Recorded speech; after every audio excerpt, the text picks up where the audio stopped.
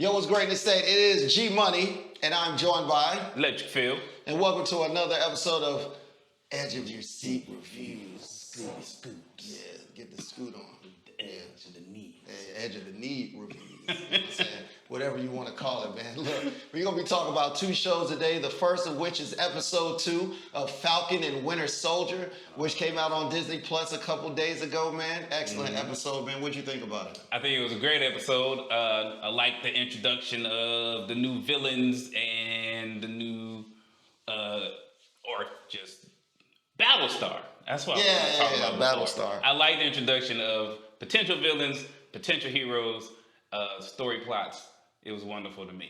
So, first things first, nobody likes John Walker. Nobody. You know what I'm saying? I was okay with Battlestar, but you know, the new Captain America, aka U.S. agent, aka John Walker, with his coming of age introduction to the world as Captain America at his old high school and stuff, It's cheesy, and you know. you'll eventually see why it's his fault. Nobody liked him at all. I could already tell, like, watching the episode, I was like, because, you know, they're talking about his accolades and all this stuff, and I was like, I mean, I don't like him, but I get, you know, he seemed like he was a worthy candidate to be something.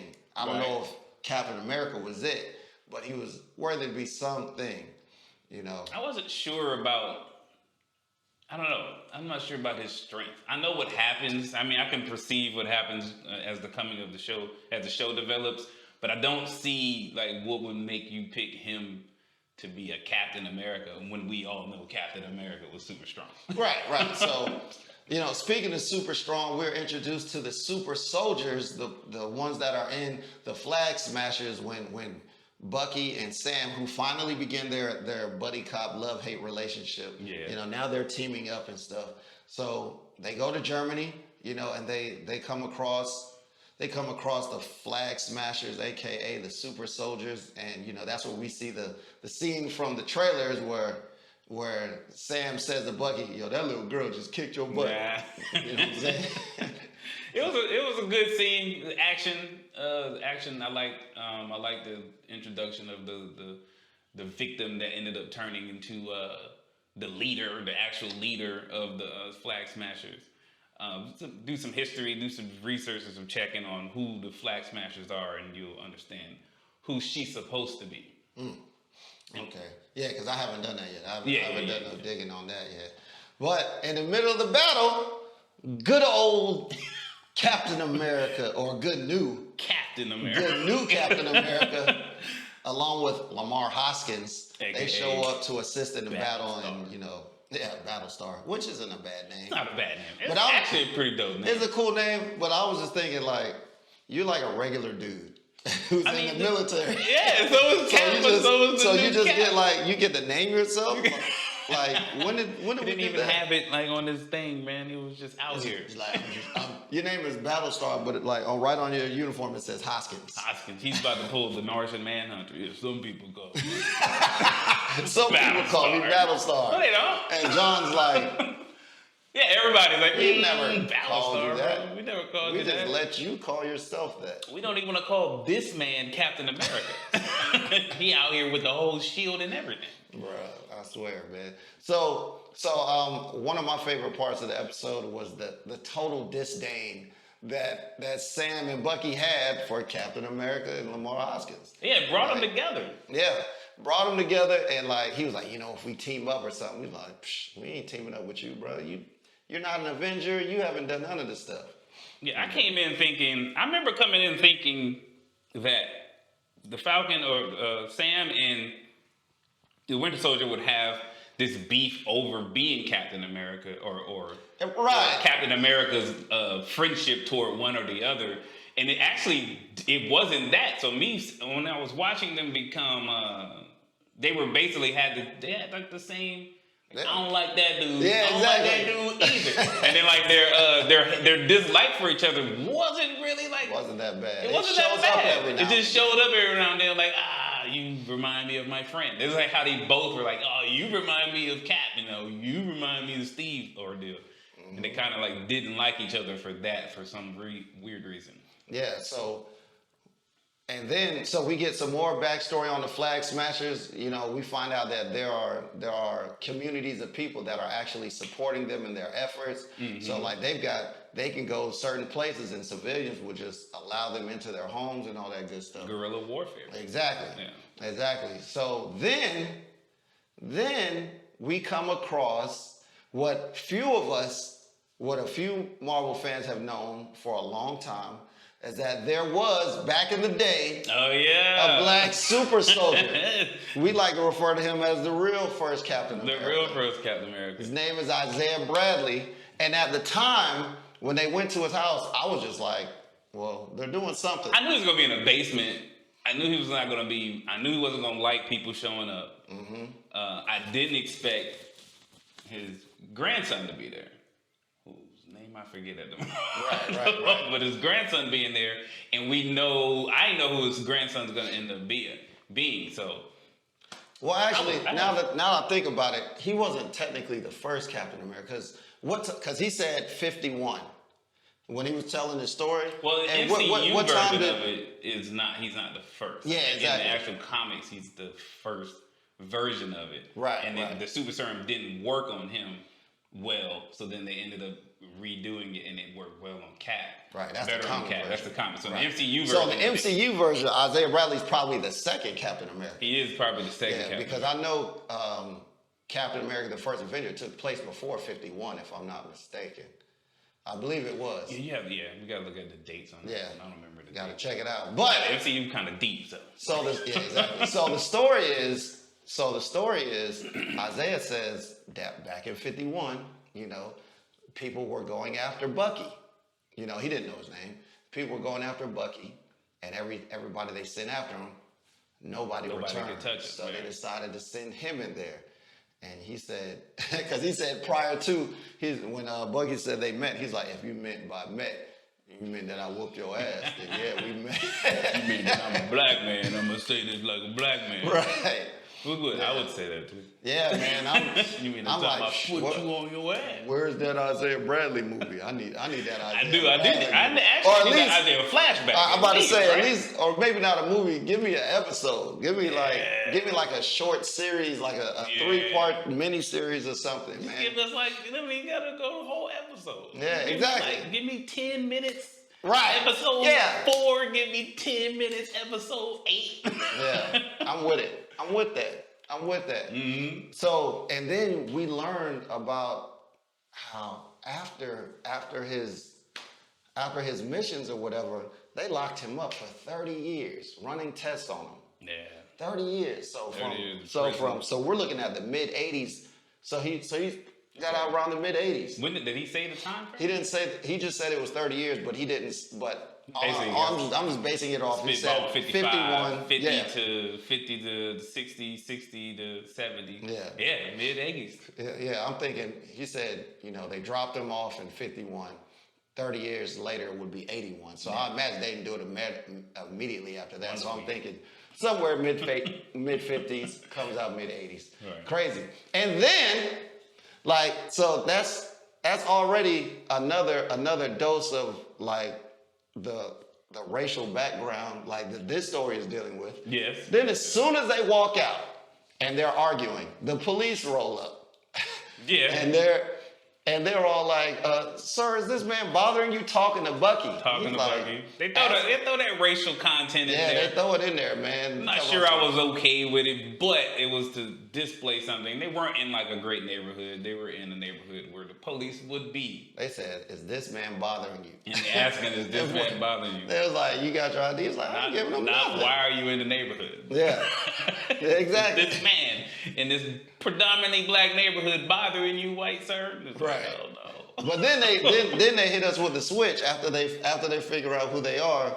They hit us with the switch and arrest Bucky. Yes, which was cool. Not cool in the terms of I want to see a white man get arrested. It was cool that it was a reversal. That it was a reversal because he did have warrants, and technically that's who you're supposed to arrest. Mm-hmm. The guy with the warrants, right?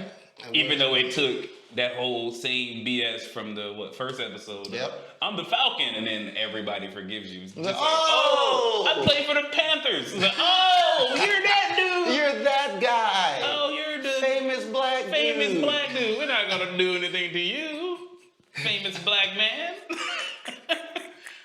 Exactly. Non-famous white man with a warrant. Right. You can get in the car. You? Shame on you, non-famous white guy with a warrant. I did think it was funny when they put the handcuffs on. I was like, yeah, like he's got an arm made of vibranium, and you gonna put those And steel he's a cuffs super on. soldier. Like, no. I'd have been like, I'm gonna get in. That's right. Like, don't waste your cuffs on me. Don't do this. What are we doing? What are we doing? Come on. Dog. I'm going. I'll flip your whole car on you, dog. Let's not do that. You know? Right. So then we get more of John Walker. Yeah. John Walker, boy. See some of the evilness of him. Saving, like I won't say save, he gets Bucky out of jail. And like he seemed like real condescending at the time too. He was. You know, he's like, hey, I need you later, you know, real arrogant about it. And I was like, he was saying some terrible things. I don't know if we all knew they were terrible things. But he was saying some terrible, like his lines were like they would irk me if I was in those situations, they would irk me. Right. So he called Sam back in the mission. He was like, yeah, I just need.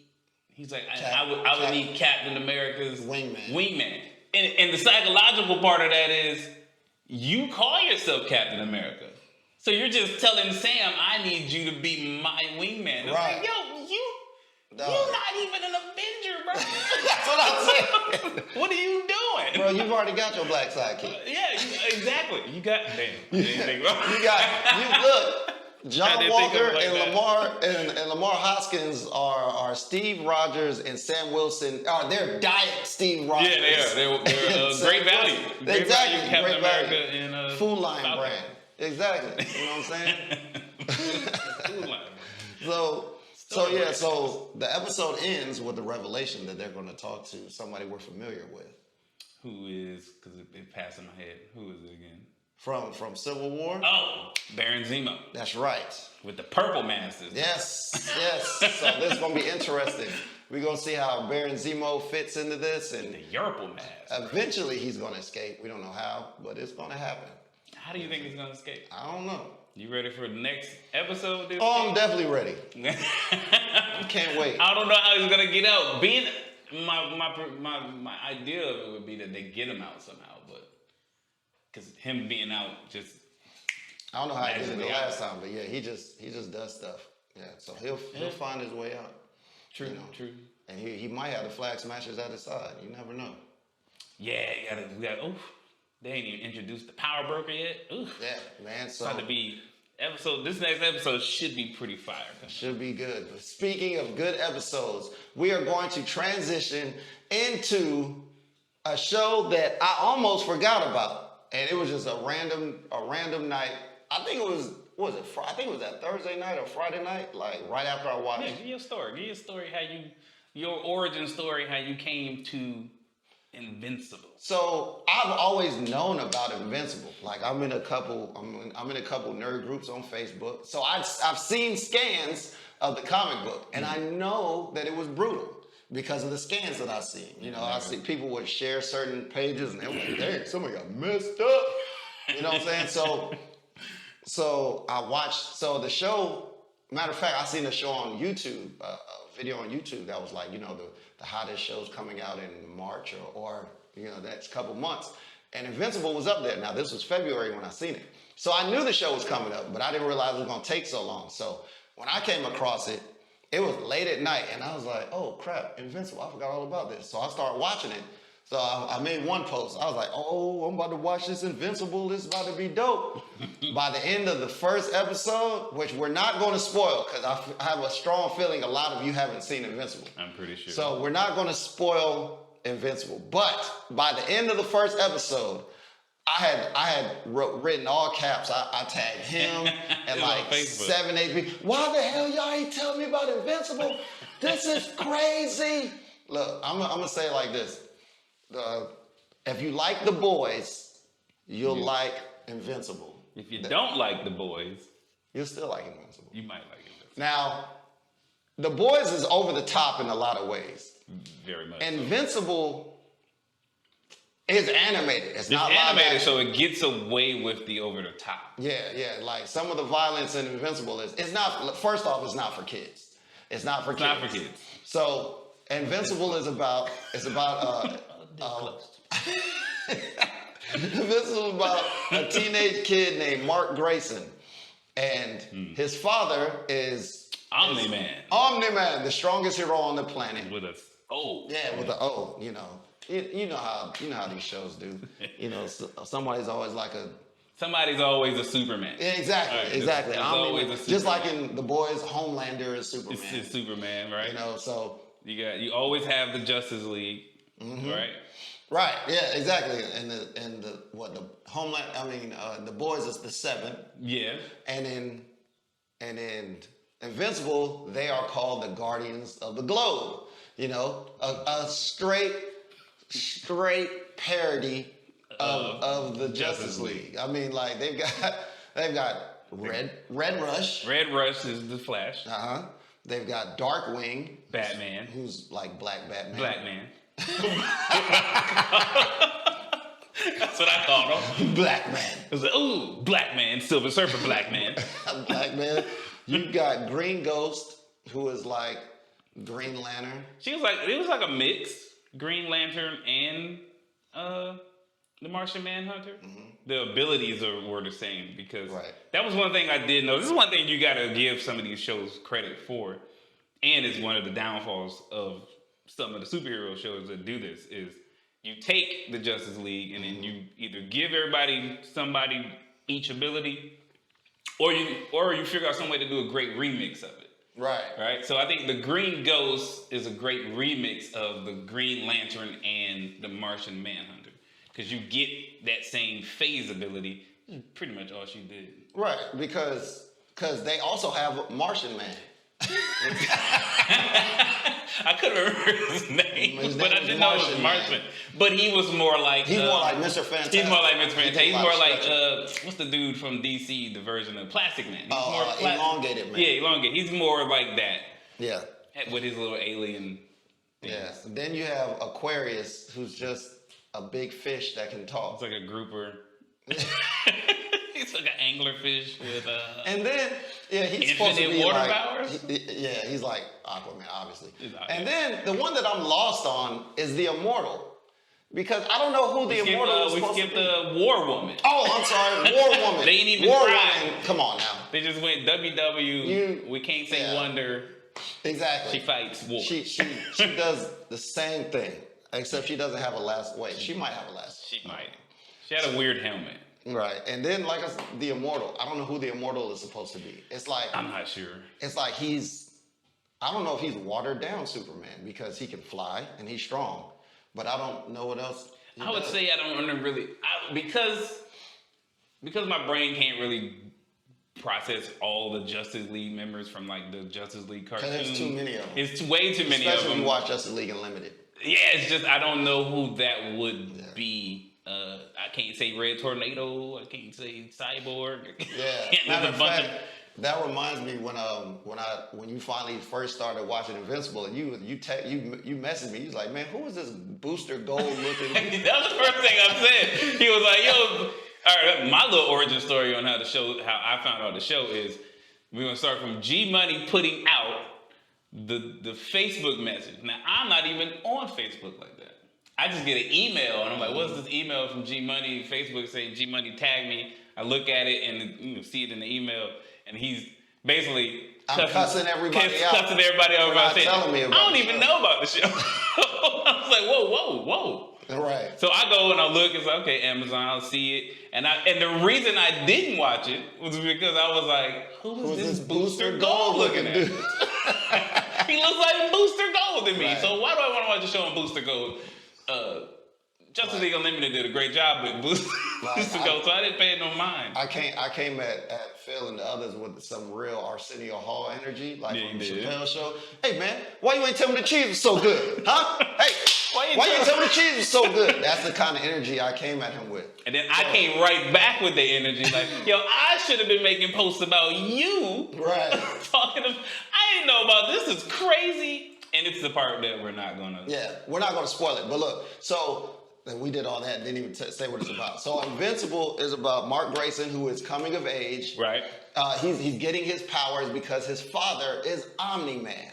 Okay, so he was told at a young age, like his father told him everything. He's like, hey, look, I'm gonna tell you the truth. He told him when he was 7, he's like, look, I'm gonna tell you where I'm from, you know, and this is why I'm here. And you're gonna be able to do the same things that I do. And Omni-Man pretty much super speed, flight, you know, super strength. I haven't seen any laser eyes or frost breath. I haven't even heard any super hearing yet. No, he's displayed that. I feel like he didn't, and we'll get to that later. Okay.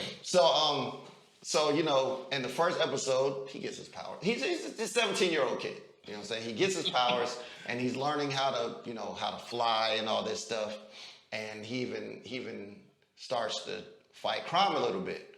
So we're gonna skip the end of the first episode. We're gonna move into episode 2. Episode 2. So in episode 2, he links up with a team. I forget the team. Team. The team.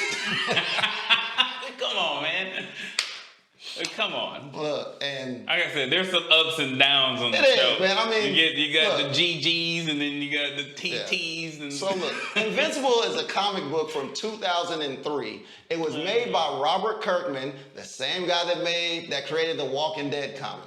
You know what I'm saying? And it's good. That's enough to be like, exactly. You gotta check it out from the Walking Dead, dude. This the guy who brought you.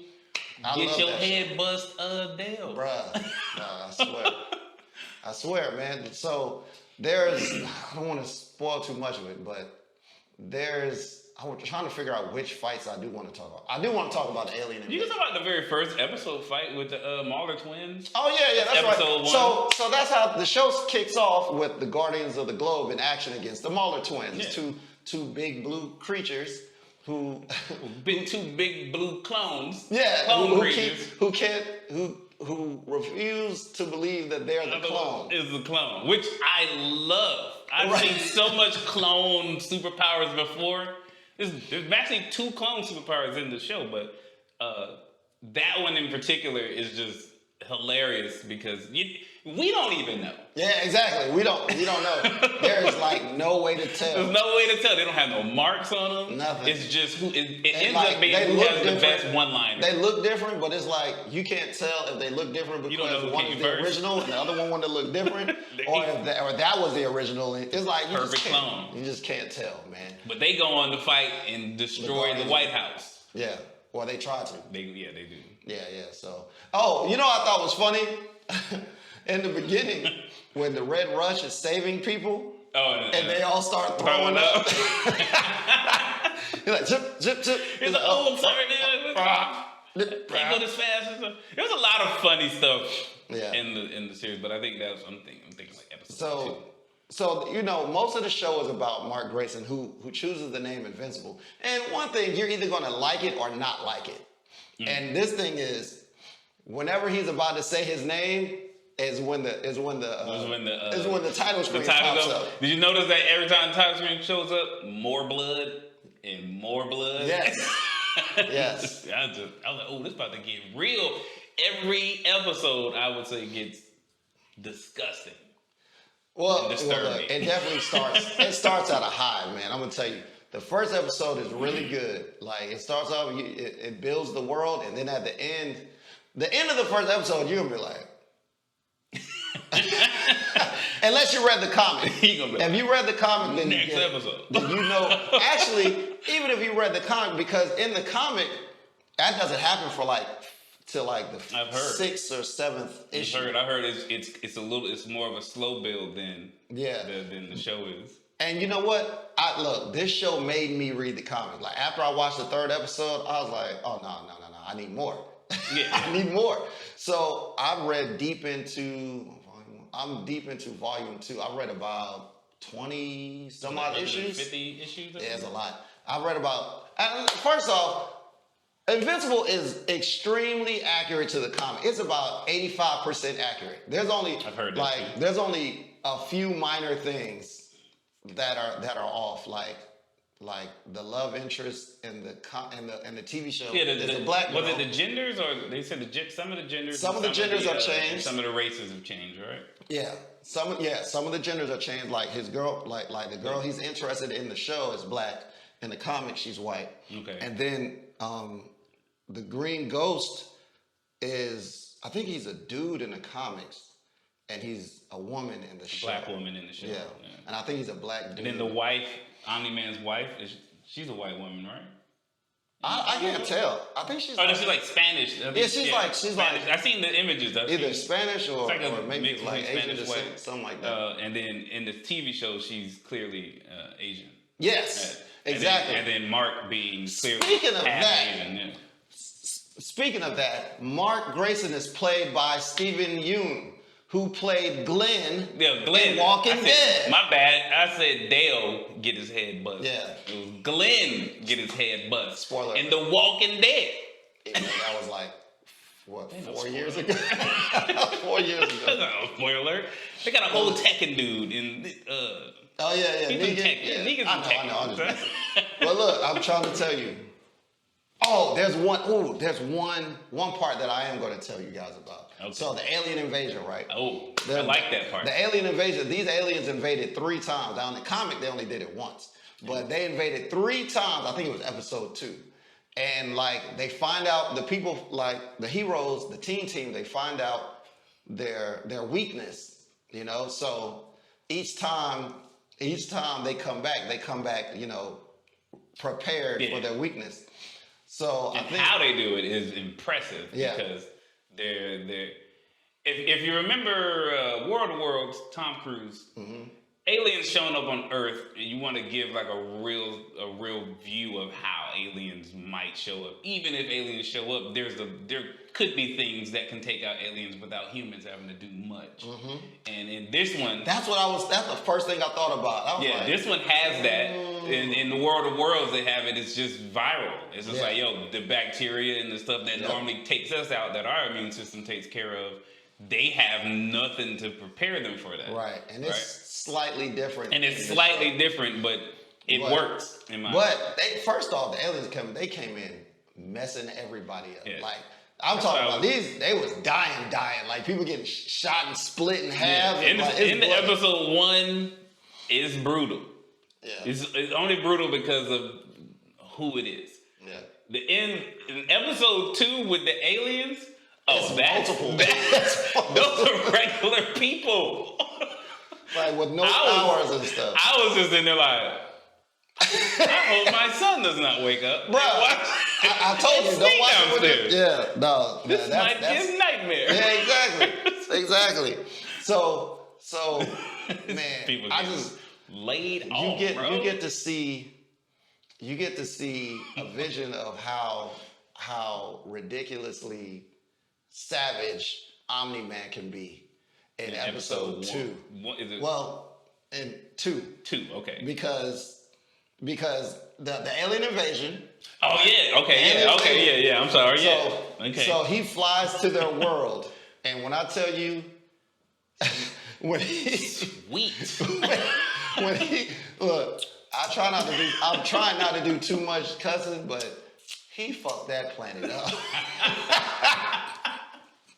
I was like, bro, was it my season? But then at the same time, didn't you be like, they deserved it. They deserved it. They definitely deserved it. Every single piece. Ounce. And the way he got back was even worse. Yeah, because he, bro, that was savage as hell. Like, it was mean. Yeah. But at the same time, there was something that did. I'm going to keep giving this little context to the story just because I think it's valuable. It's something that does is it sets up this idea that something else, prior to what happens, him going to that place and doing what he does to that place, sets up this idea of is something amiss, there's something wrong with Omni-Man. Right. Now, I'm glad that I read the comics because I know exactly what it is. And I'm very interested to see how they're going to bring this into the show. But I'm usually the guy that knows ahead because of the comics. That's right. Yeah, exactly. I usually refer to him. He's got to refer to me. So I want to tell you, like, who's your favorite character? You told me already. Who's your favorite character? You keep telling me his name, but my brain is not going to get past just calling him Demon Detective. His name is It's another one of those double words. Damien Darkblood. Okay, that's even more. That's a even cool more name. D. Yeah, you had the GGs. DDB. You got the GGs. You got the TTs. Now you got the DD. DDB. Yeah. I like it. Damien Darkblood, the Demon Detective. Yeah. His whole notion is ridiculous, but his whole aura is just, I'm feeling it. And I was like, that dude, he's the man. I don't know what it is. I'm supposed to like Black Man Darkwing, but no. It's the Demon Detective. You know who I just realized my favorite character is, and we only see him once? Alan the Alien. Who's Alan? Remember, it was episode 2 when they was like, look, when Omni-Man was like, look, man, I just need you to go take care of this guy. Oh, he was dope. Yeah. He was, this show gives me some anime vibes. Yeah, It's got some clean anime vibes in there. He's one of them. He reminds me of some Dragon Ball-ish type. Yeah. A lot of Dragon Ball-ish type stuff in this show. Yes. Some Dragon Ball-ish. I forget his name, but he's the cat, but he's not Beerus, but he's not. He doesn't look like the cat. He normally kind of looks like Jiren. He comes in all swole. Yeah, Jiren. Yeah. Super strong, right? But then like his motive. Then you realize like why he's there, and you're like, that's wild. That's all I said when it happened. Yeah. That's wild. But look. Hey, I forgot about him. First 3 episodes are out right now on Amazon Prime. New episodes every Friday. So this is great because you can watch Falcon and Winter Soldier, and then you can watch Invincible back to back. That's a hell of a way to spend your Friday. It's a great way to watch a good Friday night. Yeah. Violence. Absolutely. Look, man, appreciate you guys checking in. Like, share, subscribe. Check out my other videos, man. I've got videos at my job. I work as a DJ. I got some wrestling. I finally got my wrestling videos up, which I watched. Yes. More coming up. I gotta upload. Welcome to the remix is something I'm getting used to seeing. But you already know what it is, man. Edge of Seat Reviews, G-Moniy. Electric Field. You can catch me. Twitter. Yes. Not Twitter, I'm sorry. Twitch and Instagram. What's your Twitch? Twitch is Gorilla Max from my old. Okay. You'll probably see it in the thingies that are down here. Yeah. Most things. Yeah, that's what we're gonna do. So you already know what it is, man. Edge of your seat. Edge of seats. Yeah. Edge of the knee reviews. Edge of the knee reviews. It happens on the edge. On the edge. Peace out. Deuces.